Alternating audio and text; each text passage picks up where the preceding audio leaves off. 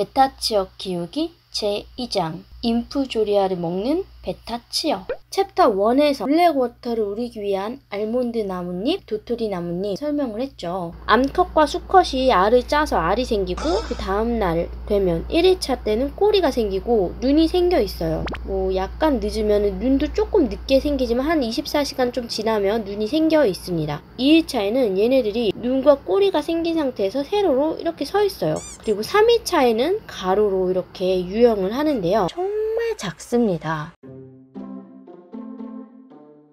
초반에 베타 커플 합사항에서 알몬드잎을 띄워놓은 채로 블랙워터를 우려줬을 경우에는 인프조리아가 자연 발생을 합니다. 벽면에 진짜 잘 봐야 보이는 점만한 인프조리아가 기어다닙니다. 잘 안 보인다고 하면 라이트 켜고 핸드폰으로 한번 찍어서 확대해서 핸드폰 카메라를 확대해서 보세요. 그러면 정말 뭔가 점 같은 게 막 움직입니다. 약간 소름 돋을 수도 있는데 이거는 어디에서나 존재하는 미생물 같은 거니까 정말 눈이 좋아야 확인 가능할 수 있습니다. 그 인프조리아가 자연적으로 생성이 되면 베타치어가 막 부화했을 때 난항이 소비가 되면 이제 배가 고프니까 무언가를 먹으러 찾으러 다닐 텐데 벽면에 붙어있는 인프조리아는 정말 자세히 봐야 보일까 말까 한 베타치어보다 더 작기 때문에 베타치어가 원활하게 잡아서 먹을 수 있습니다. 베타 합사항에 블랙워터를 우리기 위한 알몬드잎이나 이런 거를 넣어준다고 했죠. 그 블랙워터 우린물에서 유기물이 발생하면 유기물이란 베타똥이나 혹은 치어 먹이 사체 혹은 치어들 똥 같은 거를 뜻하는데 블랙워터 우린물에 유기물이 발생하면 미생물군이 생성이 돼요. 이 미생물은 인프조리아라고 해요. 이건 베타치어에게 정말 좋은 먹이가 되고요. 다만 지나치게 많은 유기물 발생과 많은 미생물 발생은 그만큼 분해해야 될 유기물이 많다는 건데 유기물은 똥이나 먹이 사체, 물고기 사체 등을 의미한다고 했잖아요. 이런 것들이 많다는 거예요. 그래서 미생물이 많으면 많을수록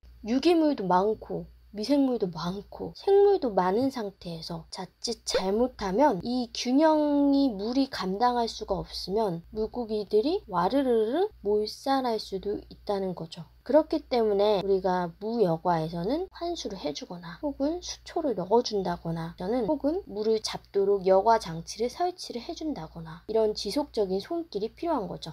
물고기들이 건강하게 살게 하기 위해서. 즉 블랙워터를 우려줘야 되는 이유는 탄닌 성분으로 인해서 물 오염도도 낮춰주고 베타치어의 가장 기본적인 먹이 인프조리아 생성을 도와줄 수 있기 때문에 이러한 측면에서 베타 브리딩을 할 때 알몬드잎을 우려라 라고 제1장에서 알려드렸습니다. 그리고 콩도를 설치를 해주는데 베타치어 초기 일주일 정도까지는 그냥 냅뒀다가 일주일 정도 때 이제 브라인 시림프를 먹잖아요. 그때는 환수를 스포이드로 환수를 해줍니다. 깨끗한 샘물을 공급을 해주는 거죠. 콩돌도 설치를 해줍니다. 미생물조차도 산수를 먹을 수 있기 때문에 이때 콩돌을 해주는 거죠. 즉 제가 베타 브리딩을 관찰한 결과 개인적인 소견으로는 베타치어 일주일쯤이면 불해가 생성이 되고 밀려야 하기 때문에 한수를 시작해줍니다. 과요불급으로 미생물 수도 너무 많아지면 불에 밀리는 데는 좋지 않은 경험을 했습니다. 네, 유기물과 미생물을 버려주는 역할을 하는 거죠, 환수가. 그리고 플러스로 콩돌로 수류를 형성해 줍니다. 즉 환수로 과한 먹이 급여를 막고 수류 형성을 시켜줘요. 환수도 할 때 애들이 막 움직이잖아요. 그럴 때 운동이 되겠죠. 운동으로 인한 소화 촉진을 유도를 하고 마찬가지로 콩돌로도 수류 형성으로 인해서 베타치어의 소화 촉진을 유도한다. 4일에서 6일차 정도에는 인프조리아를 냠냠냠냠 맛있게 먹고 조금 더 몸이 성장이 됩니다. 정말 조금 미세하게 커져요. 어느 정도냐면 이제 브라인 시림프를 먹여야 되는데 브라인 시림프를 4일 정도쯤에 주면은 얘네들이 과연 브라인 시림프를 먹을 수 있을까? 브라인 시림프가 얘네를 잡아먹는 거 아니야?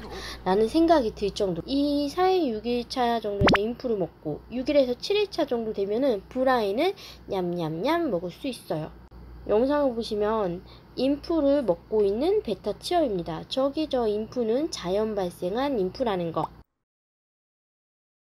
그리고 부화 후 가로 유형 시작한 지 하루 정도 지나서 브라인 시림프를 급여하는데요.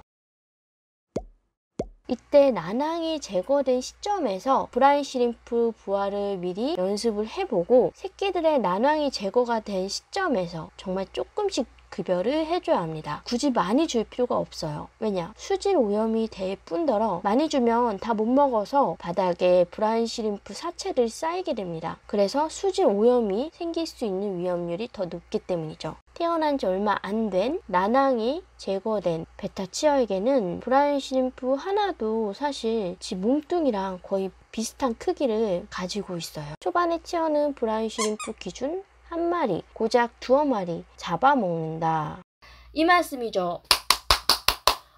진짜 녹음하는데 너무 힘들다. 지금 베타 브리딩 하는 법에 대해서 정리하는데 들으시는 분들은 되게 쉽게 들릴라나? 좀 정리가 되어서 들리는지는 모르겠는데 저는 좀 이게 정리하는데 좀 더 보다 정확한 정보를 드려야 되기 때문에 너무 쉽지 않네요. 계속 수정하고 또 수정하고 그러고 있습니다. 자, 오늘은 여기까지. 다음 편에는 베타 치어 환수에 대해서 알려드릴게요. 베타 치어 환수, 예! 별건 없긴 하지만 이미 많이 아시는 분들은 아실 수 있지만 모르시는 분들을 위해서 준비해 보았습니다. 그럼 다음에 또 볼게요. 안녕.